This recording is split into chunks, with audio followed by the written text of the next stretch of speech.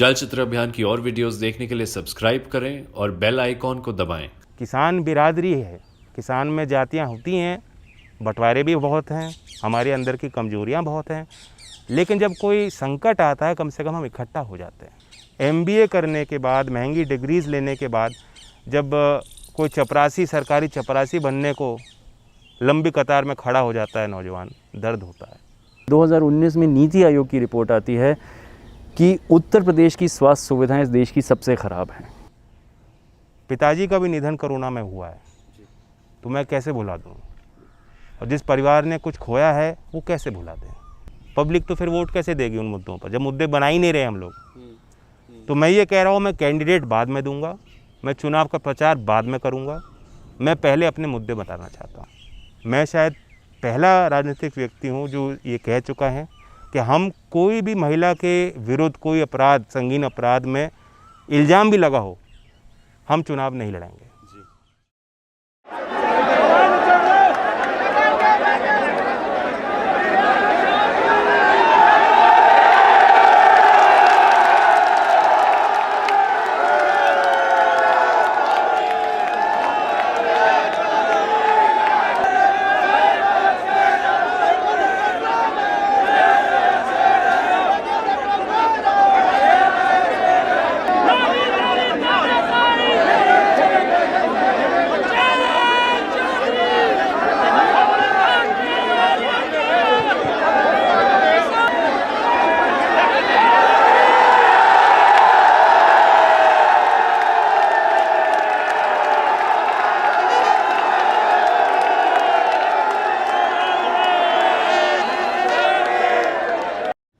चलचित्र अभियान में आपका स्वागत है।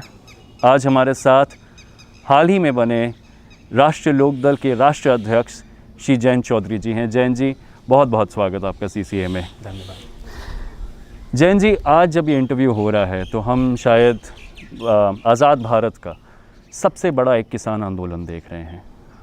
दिल्ली की सरहदों में जो हो रहा है वो कहीं एक रूप में बिल्कुल ऐतिहासिक है। इस तरह का एक आंदोलन शायद इसके सबसे करीब कुछ आता है तो जो बोट क्लब का आंदोलन 1989 में हुआ था, और इसमें पंजाब, हरियाणा, राजस्थान के साथ साथ पश्चिम उत्तर प्रदेश भी एक बहुत मुख्य भूमिका निभा रहा है। आपको क्या लगता है कि इसका पश्चिम उत्तर प्रदेश के सामाजिक ताने बाने में, गन्ना किसानों के मुद्दों पर कितना असर पड़ेगा, यहाँ के राजनीतिक मुद्दों पर कितना असर पड़ेगा? खास करके क्योंकि आज ये इंटरव्यू हम एक ऐसे वक्त पर ले रहे हैं जब 3 साल लगातार गन्नों का दाम नहीं बढ़ा है, एसएपी गन्ने का नहीं बढ़ा है, 3 साल से दाम लगभग स्थगित है। तो आपको क्या लग रहा है कि इसका क्या असर रहेगा पश्चिमी यूपी में? जो गन्ने का उत्पादन क्षेत्र है पश्चिमी उत्तर प्रदेश में, वहाँ काफ़ी समय से किसानों में उबाल है। भुगतान 14 दिन में होना चाहिए, कानून ये कहता है। बीजेपी जब विपक्ष में थी तो चिल्ला चिल्ला के कहती थी, उन्होंने वादा किया। खुद नरेंद्र मोदी साहब जो प्रधानमंत्री हैं, जब विधानसभा के चुनाव में प्रचार करने आए तो उन्होंने गन्ने को लेकर, इस फसल को लेकर और खेती करने वाले किसानों की जीविका में सुधार लाने के लिए बड़े बड़े वादे किए थे। यहाँ तक भी कहा था कि बिजनौर की एक सभा में मुझे ध्यान है कि चौधरी चरण सिंह जी के नाम से एक नई योजना बनाई जाएगी किसान के वेलफेयर के लिए, सुधार लाने के लिए। तो सब हुआ नहीं है। 10,000 करोड़ का बकाया है। 14 दिन में तो पेमेंट भूल जाइए, 1.5 साल तक लटका हुआ है भुगतान। ब्याज जो किसान का हक है, बार बार कोर्ट में जाना पड़ता है, संगठनों को लड़ाई लड़नी पड़ती है। तो कानून तो स्पष्ट है, सरकार के पास तमाम हथियार होते हैं। प्राइवेट सेक्टर पे दबाव भी सरकार चाहे तो बना सकती है, लेकिन कोई उनकी मंशा साफ नज़र नहीं आई। तो इस कारण से नाराज़गियाँ पनप रही हैं, समय समय पे आंदोलन होते आए हैं। और इस बीच में जब किसानों को ये लगने लगा कि केंद्र सरकार अब उनके सीधा एक तरह से अपमान कर रही है। हमारे यहाँ मंडी व्यवस्था कमज़ोर है, लेकिन फिर भी धान की, गेहूँ की बहुत बड़ी पैदावार होती है, और गन्ने के साथ साथ गेहूं की पैदावार भी पश्चिमी उत्तर प्रदेश के इस गन्ना उत्पादन क्षेत्र में होती है। तो जानते हैं, आज एक विधायक हैं बुलंदशहर के, भारतीय जनता पार्टी के, जिन्होंने चिट्ठी लिखी है सरकार को और कहा कि 20-20 दिन तक तुलाई के लिए क्रय केंद्रों पे किसानों को बैठे रहना पड़ता है। कहीं कोई सरकारी व्यवस्था गेहूं खरीद की उन्हें दिखाई नहीं दी। ठीक है, बाद में उन पर कोई दबाव आया होगा, उन्होंने रिट्रैक्ट कर लिया अपना बयान, लेकिन ये असलियत है, ये व्यावहारिक बात है। तो मंडी व्यवस्था कमज़ोर है हमारे यहाँ। सरकार को उस तरफ ध्यान देना चाहिए था, उसको दुरुस्त करना चाहिए था। और हमारे यहाँ के किसान अक्सर हरियाणा जाते हैं, मथुरा के किसान भी जाते हैं, पलवल होडल मंडियों पे जाते हैं, और इस बेल्ट में आप जाएंगे तो लगातार वो हरियाणा जाके बेचते आए हैं। तो उन्हें मालूम है कि हरियाणा पंजाब में जिस तरह से मंडी व्यवस्थाएं विकसित हुई हैं और उससे जो किसानों को लाभ मिला, तो पश्चिमी यूपी का किसान भी ये देख रहा था। उन्हें ये महसूस हुआ कि कहीं ना कहीं जो कानून केंद्र सरकार इस तरह से जल्दबाजी में लाई है, ज़बरदस्ती उन्हें लागू करना चाहती है। हरियाणा और पंजाब के किसानों ने जब पहल ली, उत्तराखंड के किसान भी यहाँ दिल्ली गाज़ियाबाद तक पहुँचे, उत्तर प्रदेश के किसान भी निकलने लगे। और फिर जिस तरह से बल प्रयोग करके उठाने की मंशा सरकार की थी, किसान बिरादरी है, किसान में जातियाँ होती हैं, बंटवारे भी बहुत हैं, हमारे अंदर की कमजोरियाँ बहुत हैं, लेकिन जब कोई संकट आता है कम से कम हम इकट्ठा हो जाते हैं। तो ये एक बहुत बड़ा कारण है इस आंदोलन को इतने लंबे समय चलने तक कि जन समर्थन इसे मिल रहा है। और जब जब मौका मिलेगा अपनी इस नाराज़गी को कहीं ना कहीं वोट में तब्दील जनता करेगी। और ये 3 कानून, काले कानून, जिन्हें आम पब्लिक कह रही है, आम किसान कह रहा है, साधारण किसान सड़क पे किसी भी क्षेत्र में जाकर पूछ लो, आम आदमी कह रहा है काले कानून। जुबान पे लग गई बात, जो जुबान पे रट लग गई, अब आप वहां दिल्ली में बैठ के कुछ ही कहते रहो, किसान नहीं मान रहे इस कानून को, कुछ पाड़ देंगे। आप ही पीछे हट जाओ मोदी जी, ये ऐसे तो छोड़ दो, हम तो पैदा ही जिद्दी हुए थे। और सीधी सी बात है, किस चीज़ का भाव 4 साल से नहीं बढ़ा हो? डीजल आपने 250 कितना % बढ़ गया, बिजली का भाव जो है जब से योगी जी आए 250% बढ़ गया, जबकि उत्तर प्रदेश में, ग्रामीण उत्तर प्रदेश की बिजली का कर आज सबसे ज़्यादा है देश में, और पूरे उत्तर भारत में सबसे हाईएस्ट पर यूनिट बिजली का भाव है जो सरकार ले रही है। तो सरकार को पता है इन सब, खाद का भाव बढ़ गया है, यूरिया का भाव बढ़ गया है, DAP का भाव बढ़ गया है। तो ऐसे में अगर सरकार चयन कर रही है, भाव तय कर रही है, और 5 रुपये भी नहीं बढ़ाया जा रहा, इतनी कंजूसी। आपने कहा कि इसको एक जन समर्थन है, और साथ में आपने ये भी कहा कि चाहे अंदर में बिरादरियां हैं किसानों में, लेकिन जब संकट आता है तो लोग साथ आते हैं। 2013 में कुछ बहुत ही दुर्भाग्यपूर्ण घटनाएं हुई थी, एक हिंसा हुई थी जिससे कहीं ना कहीं किसान हिंदू मुसलमान में बटा था, जाट मुसलमान में बटा था पश्चिम उत्तर प्रदेश में। क्या आपको लग रहा है कि कहीं ना कहीं इस आंदोलन की वजह से वो जो एक खाई पैदा हुई थी, जो बड़ी बड़ी हमने महापंचायतें पश्चिम उत्तर प्रदेश में देखी, आप कई ओसार में खुद रहे हैं, आपको लग रहा है कि क्या इस आंदोलन से फिर से वो एक जो फूट आई थी, जो एक खाई आई थी, वो कहीं भर पा रही है? अब पारिवारिक जीवन में भी आप देखिए, 2 भाई रह रहे हैं, जब एक भाई पे अगर कोई संकट है या कोई तनाव है, दूसरा साथ आता है, और जब वो साथ आता है तो पुरानी बातें भूलनी पड़ती हैं।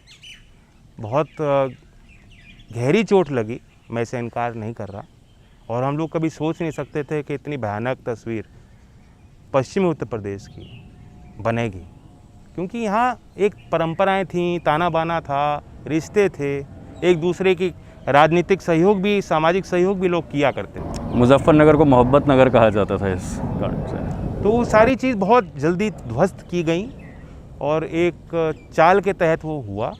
किसी को कुछ मिलता तो है नहीं, दंगे जो होते हैं तो गरीब आदमी पिसता है, और तरक्की रुक जाती है, बदनामी हुई। मैं जानता हूँ पर्सनली, कितने मैंने नौजवानों से बातचीत करी बाद में, कोई बेंगलोर जा रहा है, IT सेक्टर में काम कर रहा है, वो अपने बताता था मालिक को, मकान मालिक को, कि मैं मुजफ्फरनगर से हूँ। यंग आदमी, उसे क्या मतलब लड़ाई से, पढ़ा लिखा, उसे किराए में जगह देने को भी लोग मना कर देते थे कि तू मुजफ्फरनगर से है, मतलब झगड़ा लो, दंगाई। तो ये हमारी छाप, ये हमारी पहचान कभी रही नहीं है। और मैं जानता हूँ कि जब इस आंदोलन में साथ बैठ रहे हैं लोग, साथ चल रहे हैं, एक दूसरे का सहयोग कर रहे हैं, तो प्रभाव तो पड़ेगा ही। एक गलती तो करी, अगर जीत हरा, दूसरी गलती तो करी, मुसलमान मारे। तो दोस्तों ये जाट जाट तो दोनों मिलके मुसलमान से तो हम लोग कोली भरी नहीं गई। जब कोली भर लोगे फिर यहाँ से जो है ना मोदी तो है चाय बेचेगा और वो तो आ चुका होगा। और नहीं तो मैं इतना बात बनने की नहीं, सच्चा मानता भरो कोली आ जाओ दोनों। अरे रगड़ी का बात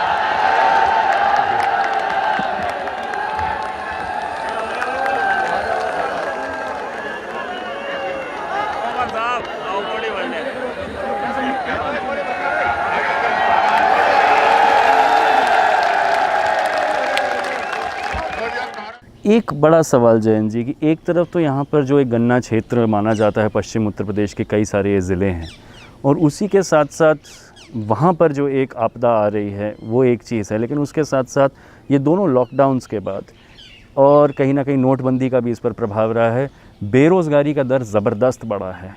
अभी CMI की रिपोर्ट आई है जिसके तहत ये सामने आया है कि पूरे देश में 6.9% तक बेरोज़गारी हो गई और उत्तर प्रदेश ऑब्वियसली इससे कोई अछूता नहीं रहा है। मतलब अगर आज आप लोगों की सरकार आने वाले चुनाव में बनती है 22 में, आप लोग इसके लिए क्या कदम लेंगे? क्योंकि एक बहुत बड़ी संकट बेरोज़गारी बने जा रहा है। पिछले साल ही अगर हम देखें तो यूपी पुलिस बोर्ड ने 5085 वैकेंसीज़ के लिए एक एग्ज़ाम लिया था जिसमें 4 लाख से ज़्यादा एप्लीकेंट्स आए थे। तो ये मिसमैच इतना क्लियरली नज़र आता है। सुबह हो, शाम हो, गर्मी हो, सर्दी हो, वहाँ उत्तर प्रदेश की सड़कों पर नौजवान लड़के रोज़ दौड़ते हुए नज़र आते हैं पुलिस की भर्ती के लिए और भर्तियाँ भी नहीं हो रही हैं। तो क्या आगे का रास्ता आप देख रहे हैं इसमें? आपने सही कहा, नोटबंदी और कुछ हद तक GST और अब ये लॉकडाउन्स, इसका सीधा प्रभाव पड़ा है छोटे व्यापारी पर, छोटी दुकान चलाने वाले, छोटे कारखाने चलाने वाले लोगों पर। उत्तर प्रदेश में देश में सबसे ज़्यादा MSMEs हैं, लगभग 50 लाख तक का फिगर है और उसमें बड़ी संख्या में अनऑर्गेनाइज्ड असंगठित क्षेत्र में आते हैं। तो एक तो सरकार की सोच होनी चाहिए किसी तरह वो फॉर्मलाइजेशन की तरफ आएँ। एक जो ढांचा है अर्थव्यवस्था का, तो स्थायी ढांचा है, उस मेन स्ट्रीम में मुख्य धारा में वो आएँ और उसके लिए व्यवस्थाएं सरकार को करनी होंगी। चौधरी चरण सिंह जी कहते थे कि अगर सुई से लेकर हवाई जहाज सारा उत्पाद जो है अगर बड़े लोगों के हाथ में ही रह जाएगा तो बेरोज़गारी आएगी। और जो रूरल सेक्टर में, एग्रीकल्चर में भी जो डिसगाइज्ड अनएम्प्लॉयमेंट है कि भाई मेरा परिवार है, मेरा खेत है, मैं उसमें लग रहा हूँ, कोई गिनती नहीं कर रहा कि आपने पढ़ाई भी कर ली, इस खेत में, इस ज़मीन पे इतने लोगों की ज़रूरत नहीं है। अब आधुनिक खेती हो गई है लेकिन फिर भी जब कोई चारा नहीं है सब लोग उसी काम को कर रहे हैं और सरकार फिर उनको गिनती भी नहीं है। तो चौधरी साहब इन बातों को कहते थे और आज ये भयानक स्थितियां हैं।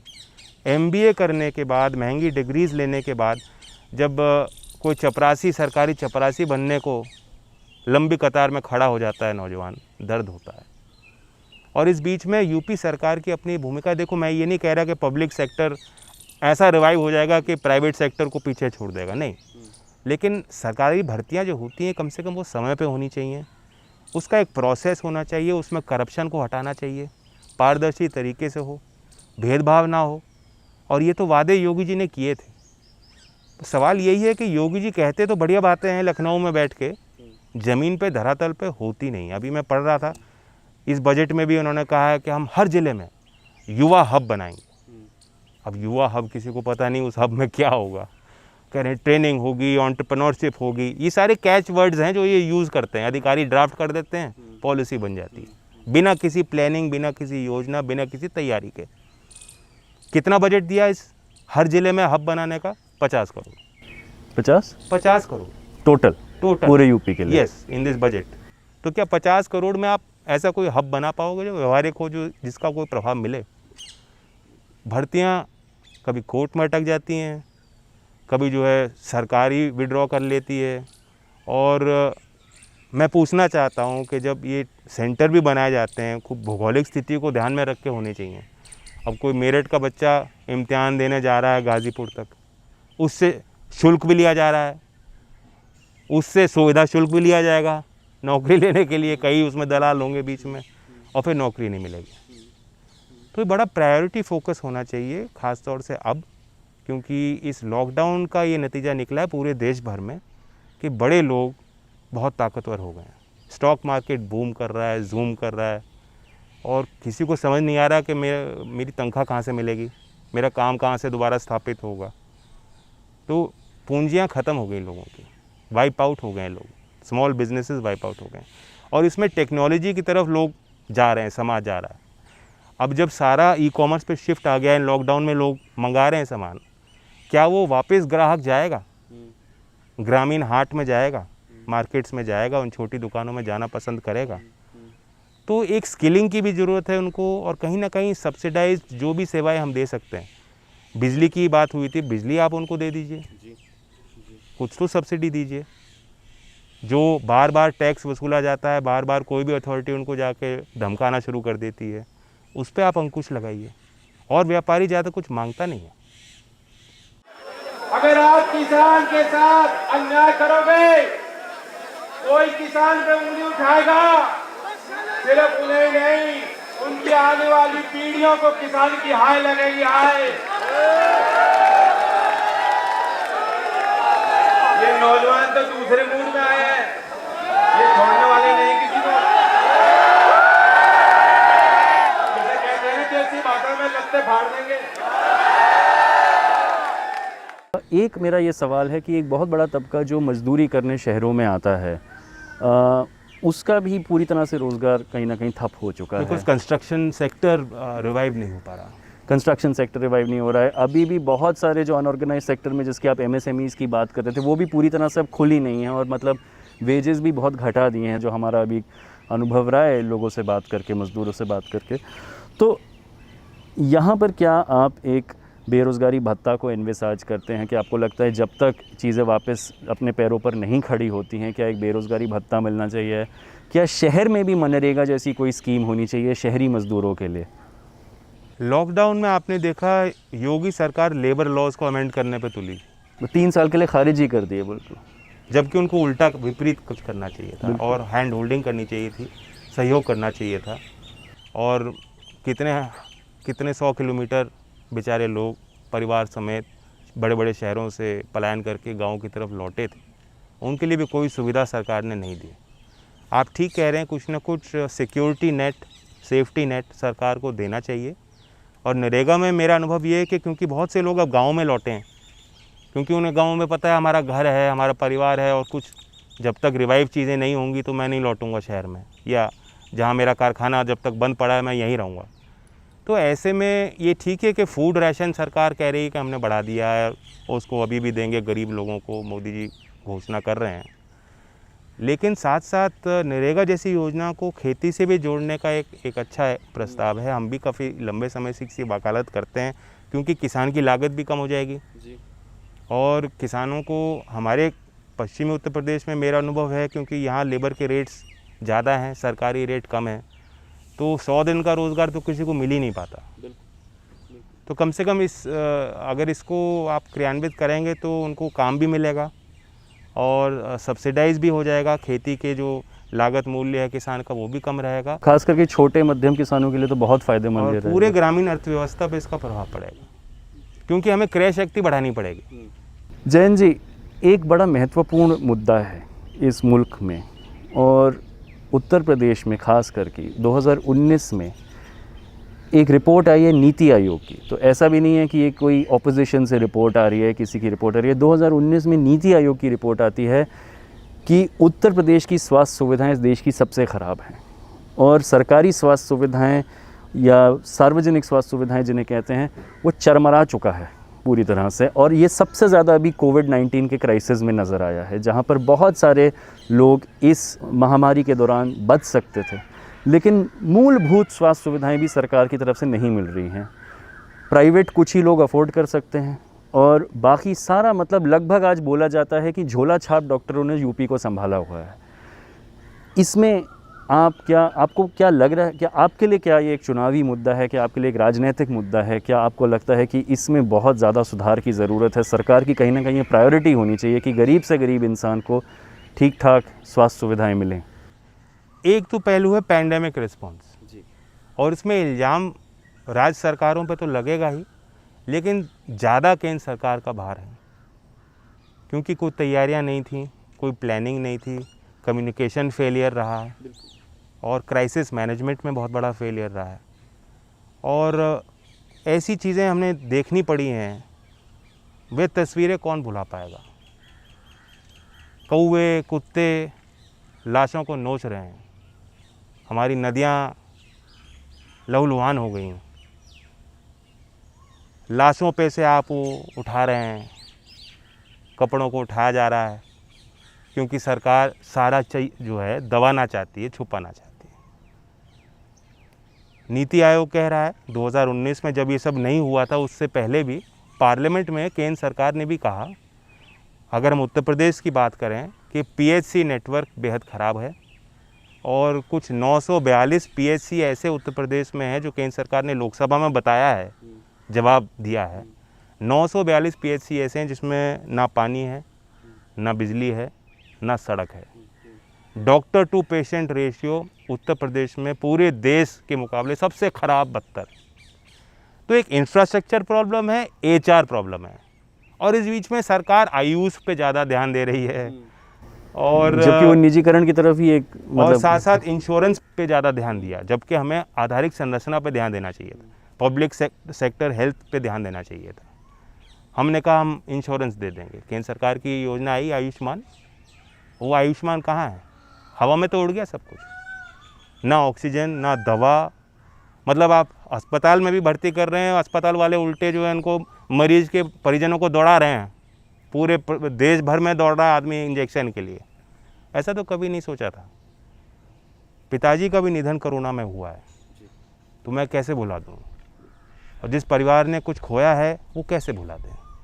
तो दोष भी हम देना चाहते हैं इनको, कमियां रहीं, सरकार की कमियां रहीं, और साथ साथ आगे के लिए हमें देखना है कि जो मतदाता है उत्तर प्रदेश का वो ये उम्मीद रखे कि अगली सरकार जो होगी और हम लोग उसमें भूमिका अपनी बनाएंगे। चुनाव के पहले भी हम लोग स्वास्थ्य के क्षेत्र में कैसे सुधार लाना है अपना प्लान पेश करेंगे, और उम्मीद रखे जनता कि सुधार होगा। मेरा मानना है कि अभी जो बजट आया है उसमें लगभग उन्होंने कुछ 15-16% हेल्थ सेक्टर का बढ़ाया है compare to revised estimate.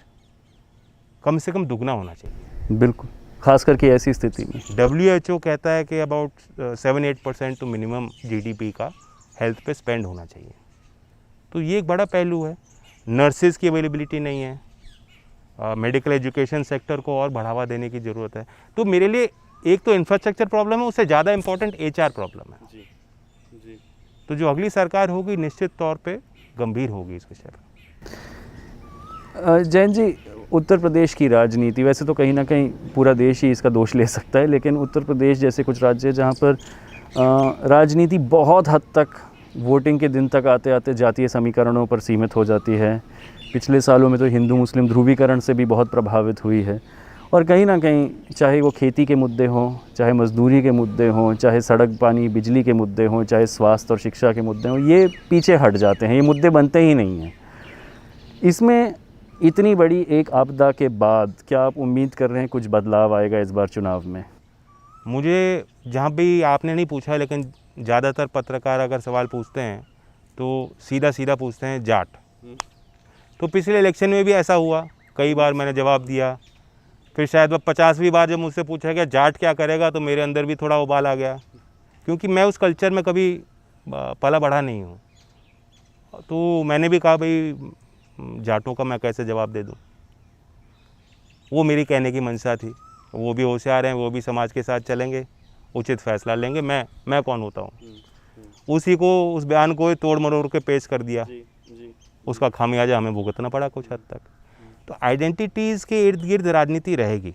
Unfortunate चीज़ यही है, और इसको हम दरकिनार नहीं कर सकते। इसके साथ हमें काम करने की ज़रूरत है। चौधरी चरण सिंह जी ये किया करते थे कि उन्होंने फॉर्मुलेशंस बनाए कि जो वो जाति के लोग जिनकी भागीदारी नहीं है, रिप्रेजेंटेशन नहीं मिल रहा, अगर आप ये कहोगे जाति है ही नहीं, तो फिर तो आप कभी दोगे नहीं उनको रिप्रेजेंटेशन। आपको मानना पड़ेगा जातियाँ हैं, सामाजिक व्यवस्था को समझना पड़ेगा, तभी आप बदल पाओगे। तो उनको पॉलिटिकल रिप्रेजेंटेशन देने की कोशिश हम लोग करेंगे। मैं आशावादी हूँ। इशू बेस्ड पॉलिटिक्स फ्यूचर है, इस देश का फ्यूचर है। और दूसरे डेमोक्रेसीज, दूसरे देश के विकसित देशों के लोकतंत्र में आप देखते हैं वहाँ भी पर्सनैलिटी का बोलबाला है, मार्केटिंग, मीडिया, प्रेजेंटेशन बहुत इंपॉर्टेंट है, लेकिन कम से कम कुछ वहाँ इश्यूज़ की भी चर्चा होती है।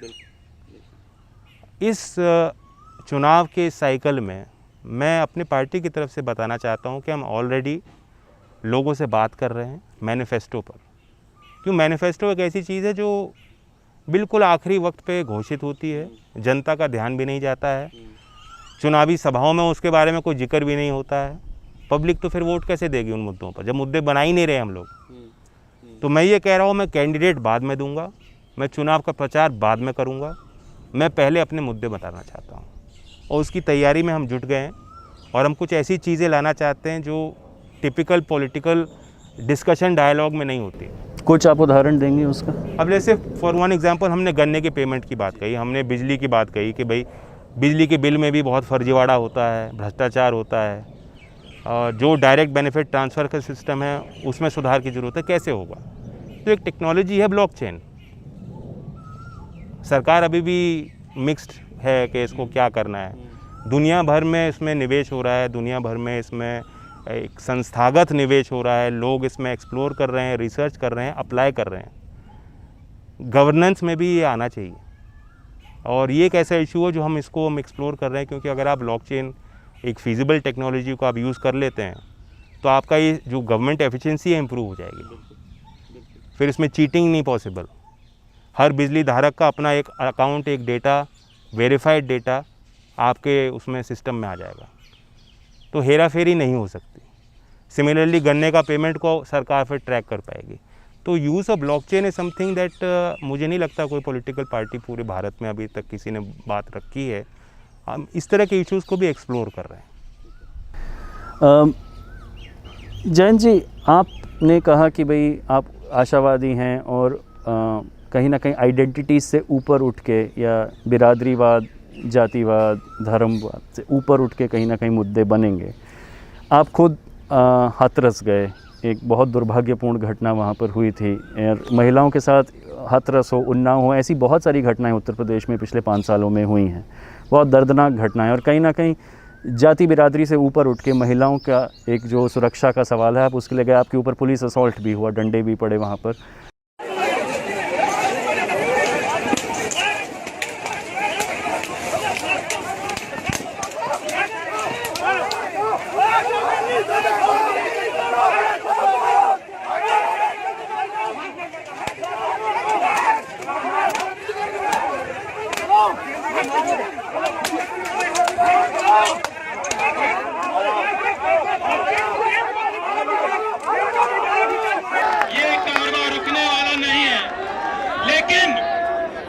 सामाजिक आंदोलन है, ये किसानों का आंदोलन है। इसे राजनीतिक आंदोलन करना है तो जिस तरह आपके भाई को लाठी मारी, ये लाठी ईवीएम पे मार के और वोट का हिसाब लेके भारतीय जनता पार्टी को इनकी सत्ता से बाहर करके योगी जी की आंखें खोलने का काम करेंगे। धन्यवाद। आप क्या लेकिन उम्मीद करते हैं, क्योंकि ये तो उत्तर प्रदेश के पूरे पॉलिटिकल लैंडस्केप से मिसिंग है, कि महिलाओं के जो सवाल हैं, चाहे वो महिला सुरक्षा के सवाल हो, महिला सुरक्षा के सवाल उठते हैं तो सांप्रदायिकरण किया जाता है उसका। तो महिलाओं की सुरक्षा के सवाल हो, महिलाओं के शिक्षा का सवाल हो, रोज़गार का सवाल हो, स्वास्थ्य का सवाल हो, महिलाओं के सवाल, क्या राष्ट्रीय लोकदल, और आप एक युवा नेता हैं, क्या आप इन मुद्दों को कहीं ना कहीं राष्ट्रीय लोकदल और जयंत चौधरी जी क्या इनको जोड़ पाएंगे आज अपने मैनिफेस्टो में और अपने चुनावी प्रचार में? आपने ये बिल्कुल ठीक कहा। जब अपराध होता है चुनाव के पहले तो उसे एक रंग दिया जाता है, और जो यूपी जी सरकार आई, योगी जी ने पहला फैसला लिया कि हम एंटी रोमियो स्क्वाड बनाएंगे। फ्रैंकली मुझे अटपटा लगता है, क्योंकि रोमियो एंड जूलियट एक फेबल है प्यार के बारे में। अब किसी को थिएटर की जानकारी हो, इतिहास की जानकारी हो, तो उसे नेगेटिव कॉनोटेशन देना वैसे ही अजीब है। अजीब है, बिल्कुल। दूसरी बात, आप ये कह रहे हो कि महिलाओं के तुम तो काबिल नहीं हो, तुम अपने हित को समझने में, सुरक्षित रखने में सक्षम नहीं हो, तुम्हें ज़रूरत है संरक्षण की। और वह संरक्षण कौन देंगे? पुरुष प्रधान देश में पुलिस का डंडा तुम्हें बचा सकता है। नहीं, माफ़ करें, ये महिला सशक्तिकरण तो नहीं है। बिल्कुल, ये तो कहीं ना कहीं और कैद किया जा रहा है। लड़कियां घर से बाहर ना निकलें, लड़कियां पढ़ाई ना करें, पढ़ने के बाद काम ना करें, जल्दी इनकी शादी करें, पहले घर वालों को खाना परोसें, सबसे आखिर में अगर जो बच्चा को चाहो खा लें। वोट करने की क्या ज़रूरत है, परिवार जैसा जा रहा है उसके साथ चलें, राजनीति करोगे। ये उसी मानसिकता का एक लक्षण है और योगी जी और बीजेपी की सरकार में आज शामिल लोग इसी मानसिकता के प्रमाण बार बार दे चुके हैं। रेपिस्ट को रखना, बढ़ावा देना पॉलिटिकली मेरे समझ से परे है। मैं शायद पहला राजनीतिक व्यक्ति हूँ जो ये कह चुका है कि हम कोई भी महिला के विरुद्ध कोई अपराध, संगीन अपराध में इल्ज़ाम भी लगा हो, हम चुनाव नहीं लड़ेंगे। एंड सेकंड एस्पेक्ट ये है कि रिप्रेजेंटेशन, सच्चाई ये है कि संगठन नहीं है महिलाओं के राजनीतिक क्षेत्र में। जब मैं देखता हूँ कि हमें भी चयन करना पड़ता है, मैं संगठन के लिए जिम्मेदार हूँ, मैं भी ढूंढता हूँ कि भाई मेरठ में महिला संगठन में कौन अच्छी महिला हैं जो काम कर रही हैं, हम कैसे जोड़ें। मीटिंग्स में नहीं आती हैं, सभाओं में नहीं आती हैं, मैं अगर गांव में चला जाऊंगा तो वहाँ मिलती हैं। तो टैलेंट डेफिसिट भी है। मैं चाहता हूँ कि ज़्यादा से ज़्यादा महिलाओं को हम अगले विधानसभा में टिकट दें, लेकिन उसके लिए पहले ग्राउंड वर्क होना पड़ेगा, उसके लिए पहले संगठन में उनको जोड़ना पड़ेगा, उसके लिए पहले उनको खुद इच्छाएं व्यक्त करनी पड़ेंगी, वरना किसी की बहू, किसी की बेटी यही बन के वो रह जाएंगे, बड़े नेता की वाइफ। तो एक्चुअल महिला एम्पावरमेंट तब होगा जब खुद महिला जो फील्ड में काम कर रही हैं, महिला के इश्यूज़ को उठा रही हैं, उन महिलाओं को पॉलिटिकल पार्टीज़ में रिप्रेजेंटेशन मिले। और ये सिर्फ कोटा से नहीं होगा, उसके लिए बॉटम अप समाज में परिवर्तन लाने की ज़रूरत है।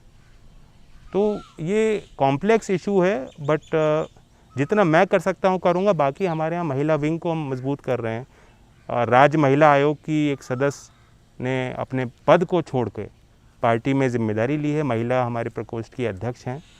तो महिलाओं को खुद आगे आना पड़ेगा, ये मेरा उनको संदेश है। जयंत जी, बहुत बहुत धन्यवाद आपका चलचित्र अभियान में हमारे साथ जुड़ने के लिए। क्या इस बार उत्तर प्रदेश के चुनाव में जातीय समीकरणों से भी आगे बहुत सारे अहम मुद्दे क्या इस बार इस चुनाव का हिस्सा बन पाएंगे?